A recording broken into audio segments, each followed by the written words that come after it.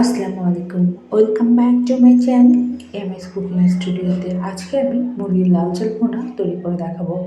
এই জন্য পরিমাণ মতো তেল দিয়েছি, পেঁয়াজ কুচি করে দিয়ে দিয়েছি, কাঁচামরিচ ফালি দিয়েছি কয়েকটা, দারুচিনি, তেজপাতা, সাদা এলাচ দিয়েছি। তারপর সবগুলোকে একসঙ্গে হালকা ভুনিয়ে নিচ্ছি। হালকা ভেজে নেওয়ার পরে আমি এখন বাটা মশলাগুলোকে দিয়ে দেবো। 1 চামচ আদা বাটা, 1 চামচ রসুন বাটা আর 1 চামচ পেঁয়াজ বাটা দিয়ে দিব। মশলাগুলোর সঙ্গে আমি কষিয়ে নিচ্ছি। এখন আমি এক এক করে শুকনো মশলাগুলোকে দিয়ে দেবো। ধনিয়া গুঁড়া, জিরা গুঁড়া, হলুদ গুঁড়া, লাল মরিচের গুঁড়া আর মাংসের মশলা দিয়ে দেব 1 চামচের মতো করে। লবণ দিয়ে দেব পরিমাণ মতো।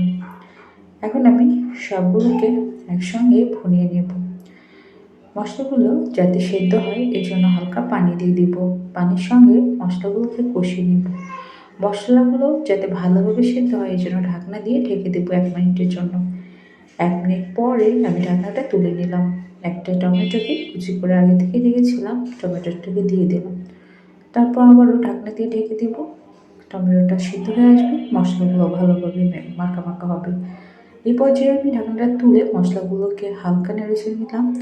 যেহেতু পুরো রান্নাটা কষিয়ে কষিয়ে করব, তাই মশলাটা ভালোভাবে কষিয়ে নিয়েছি।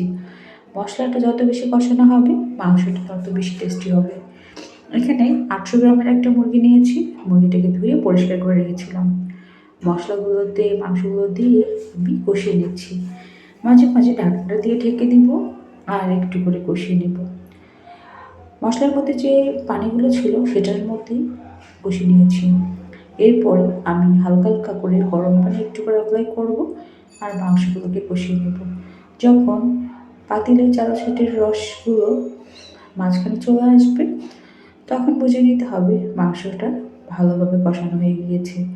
আর এভাবে কষিয়ে কষিয়ে মাংসটা রান্না করলে এটা খেতে কিন্তু অনেক বেশি টেস্টি হয়। আমার এই মাংস রান্নাটা কেমন লাগলো অবশ্যই কমেন্ট করে জানাতে ভুলবেন না। আর আমার ভিডিওগুলো যদি ভালো লেগে থাকে অবশ্যই চ্যানেলটিকে সাবস্ক্রাইব করবেন। ভালো থাকবেন। আসসালামু আলাইকুম।